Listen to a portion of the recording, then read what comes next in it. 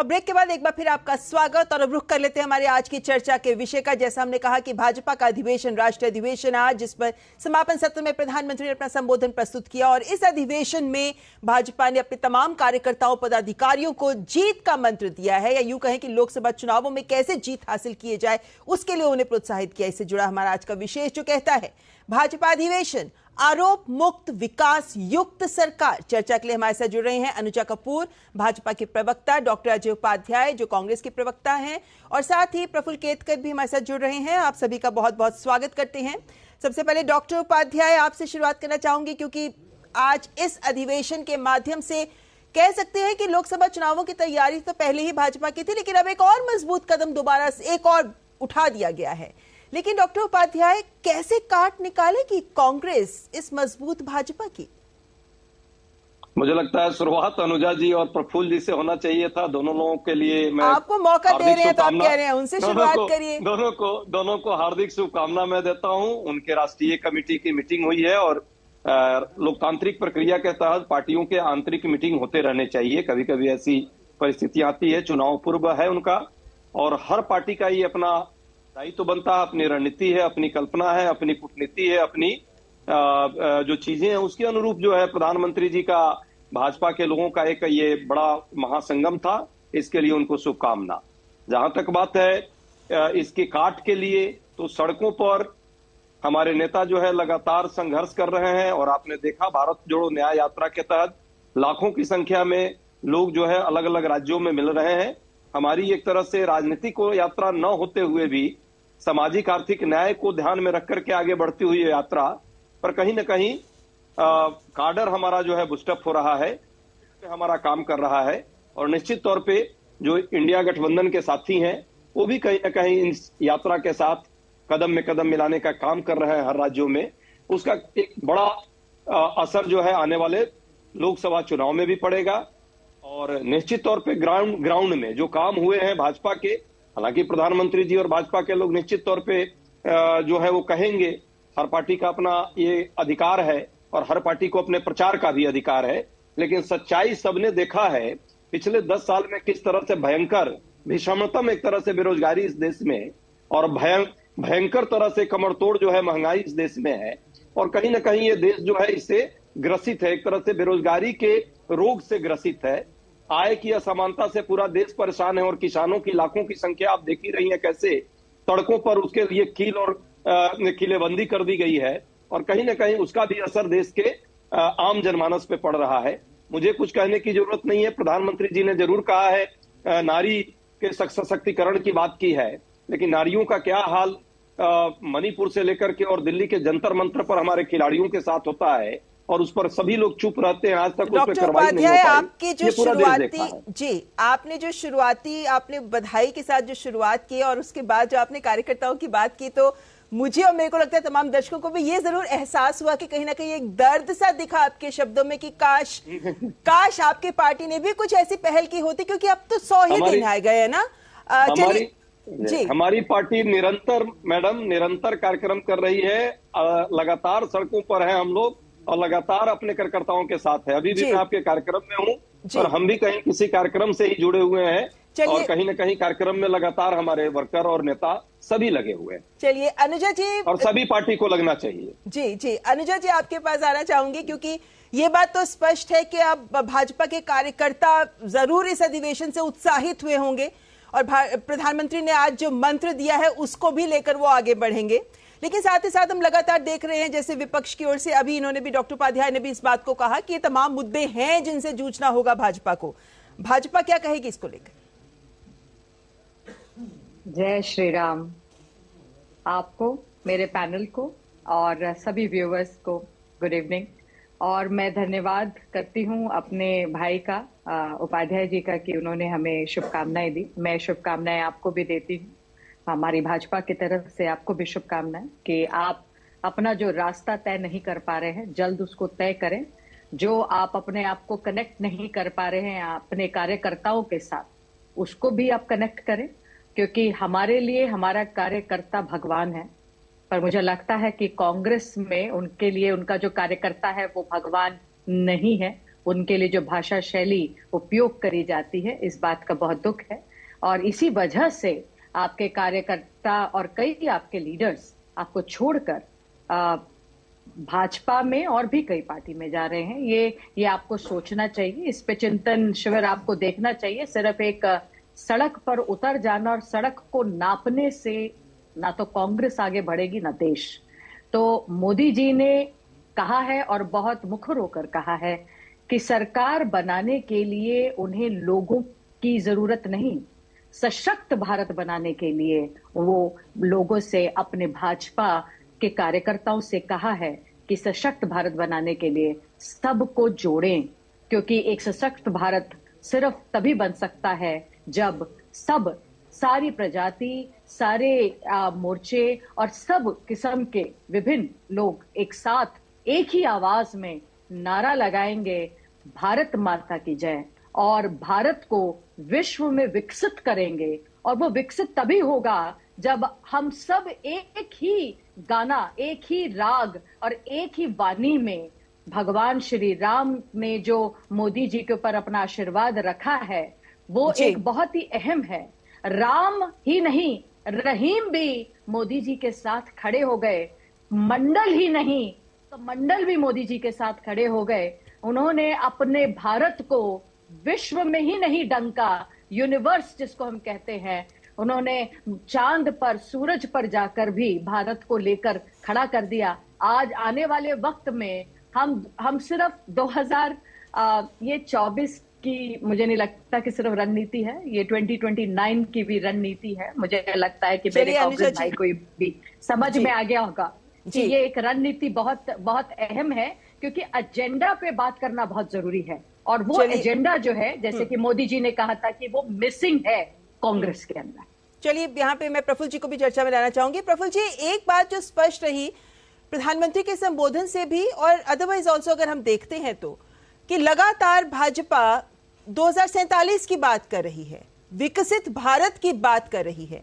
और आज प्रधानमंत्री ने कुछ बातें सामने रखी, उसमें से एक बड़ा शब्द जो उन्होंने इस्तेमाल किया कि राजनीति नहीं, राष्ट्रनीति के लिए काम कर रहे हैं। जब हम चुनावों के परिदृश्य से इन सब बातों को सुनते हैं तो आम जन कैसे इनसे अपने आप को कनेक्ट कर पाता है? क्योंकि आखिरकार हमें उस वोटर तक पहुंचना है और एक नागरिक भारत का वो अपनी समृद्धि के स्वप्न के साथ आगे बढ़ता है, हर वर्ग।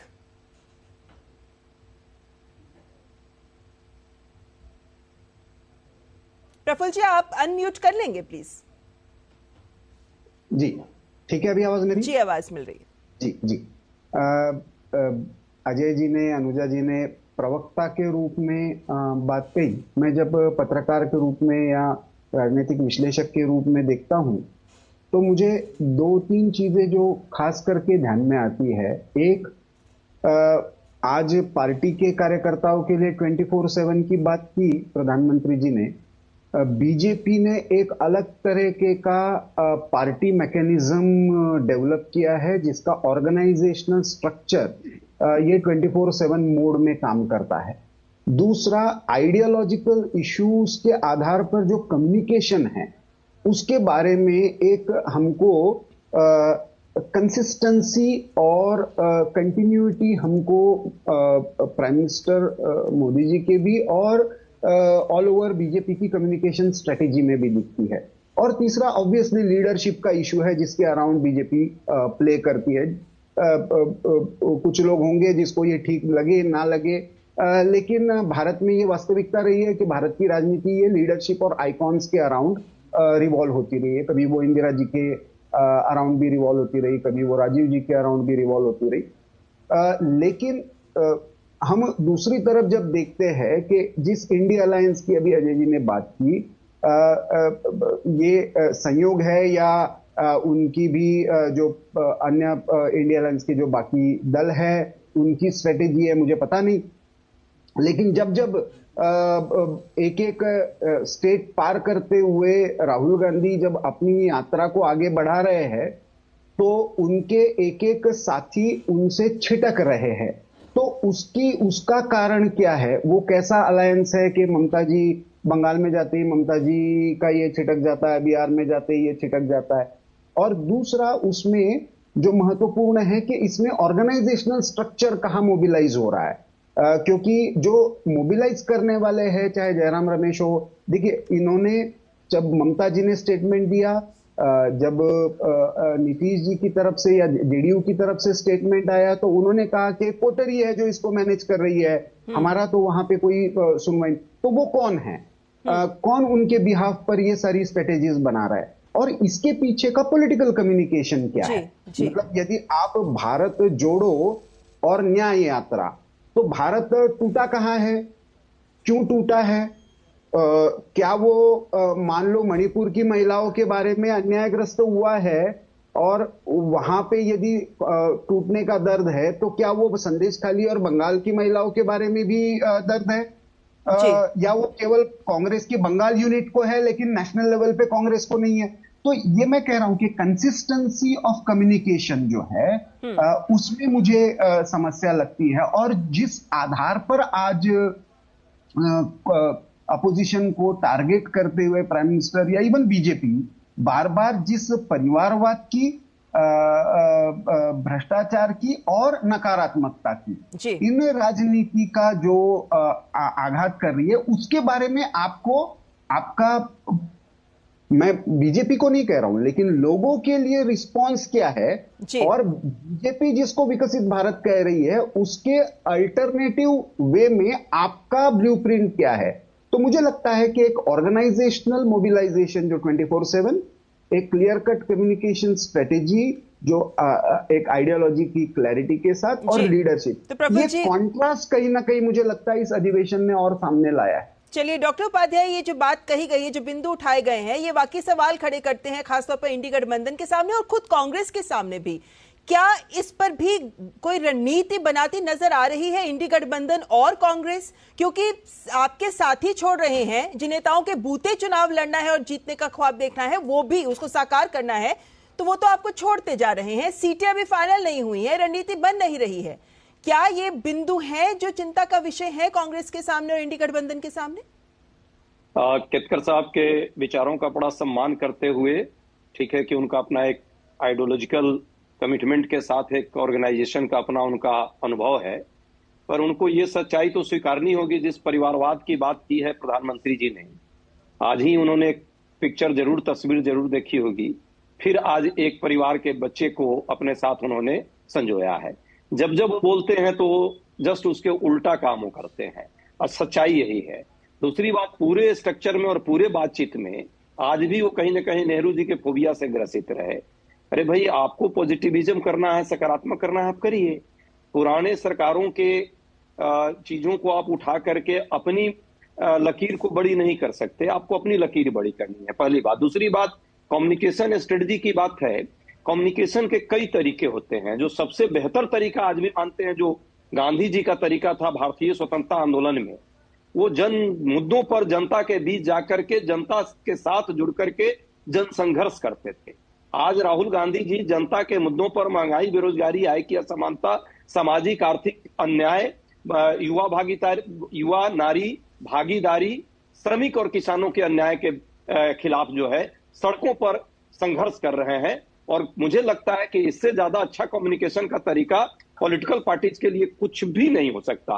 ठीक है, हम मीडिया में बैठ के जितनी चर्चा कर लें, प्रधानमंत्री जी या हमारे भी कोई बड़ा नेता यदि तो मतलब हम ये मान सकते हैं डॉक्टर उपाध्याय, लेकिन जनता के बीच जो जाता है उसका मीनिंग अलग होता है। भाजपा के भी लोग जाते होंगे, मुझे नहीं कहने में कोई आपत्ति है, पर जो ये जन संवाद का तरीका जो है, जो जनता के बीच जाकर उनके मुद्दों के साथ रूबरू होना, एक तरफा नहीं, वन वे कम्युनिकेशन नहीं, टू वे कम्युनिकेशन होना चाहिए कि जनता के बीच चल क्या रहा है। वो तो जब आप जाएंगे तब। आज भी आप देखिए, पूरा वन वे कम्युनिकेशन था, वहां एक व्यक्ति बोल रहा है, ठीक है, हजारों लोग सुन रहे थे उनके कार्यकर्ता, पर सामान्य लोगों में कार्यकर्ताओं की आवाज कौन सुनने वाला है? भाजपा में भी अब ऐसा नहीं रह गया है।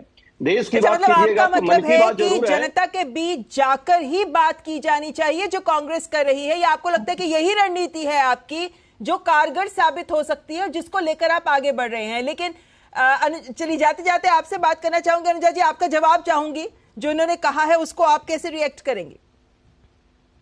नॉर्थ ईस्ट को जोड़ लिया था इन लोगों ने। नॉर्थ ईस्ट को आपने दिल्ली के साथ तो जोड़ा नहीं, और वो जोड़ा किसने? मोदी जी ने। तो कनेक्टिविटी की बात मुझे जहां तक लगता है कि मुंह से शोभा नहीं देती है आपकी। आपने कनेक्टिविटी के अंदर जहां पर आप बात करते हैं, रेदर आपने सबको छोड़ दिया। आपको कनेक्टिविटी करनी थी तो आप आज आप कहते हैं तो आपको बंगाल के अंदर वो संदेश खाली की कनेक्टिविटी करनी चाहिए थी। आपको अगर औरतों का इतना वायलेंस से रिलेटेड दुख है और आप मानते हैं, और अगर आप सच में मानते हैं, तो आपको इसको कनेक्ट करना चाहिए था। आपने क्या किया? आपने मणिपुर में अभी आपके राहुल जी बाबा जी गए तो आपने वहां पे फिर आग लगा दी। मुझे दुख इस बात का है कि आप लोगों का जो इतना लंबा समय रहा, आपने भारत को इंडिया बना दिया और इंडिया बनाकर उसको छोड़ दिया। 11 नंबर पे अर्थव्यवस्था लाकर आप बड़े खुश और अपनी वीरता की गाथा गाते रहे। आज हम लोगों ने 10 साल में 5 नंबर पे लाके खड़ा कर दिया और अब हम 3 नंबर पे भी लाकर खड़ा कर रहे हैं। उसके बारे में आपको कोई बात नहीं करनी। आपने अपने काल के अंदर, कंठ काल के अंदर आपके कितने ऐसे काम थे कि जो आपने पूरे नहीं करे, और आज हम उनको पूरा कर रहे हैं और हमने पूरा करके लाकर खड़ा किया। आज ये देखने की जरूरत है कि सड़कों पर नापने से भारत तोड़ो और जोड़ो नहीं हो सकता। जी जी जी, चीजें होती है डेवलपमेंट के साथ, विकसित के साथ, टाइम कम है आत्मनिर्भर के साथ। अनुजा जी, टाइम थोड़ा कम है, लेकिन ये बात स्पष्ट है, डॉक्टर उपाध्याय और अनुजा जी और प्रफुल्ल जी, ये बात स्पष्ट है कि हर पार्टी अपनी अपनी रणनीति के साथ आगे बढ़ती नजर आ रही है, लेकिन फिर भी देश का जो नागरिक है वो यही देखना चाहता है कि इस बार के लोकसभा चुनाव वन साइडेड तो नहीं हो जाते। विपक्ष कितनी मजबूती से सामना करेगा, इस मजबूत भाजपा का देखने वाली बात होगी। फिलहाल सभी मेहमानों का बहुत बहुत शुक्रिया इस चर्चा में हमारे साथ जुड़ने के लिए।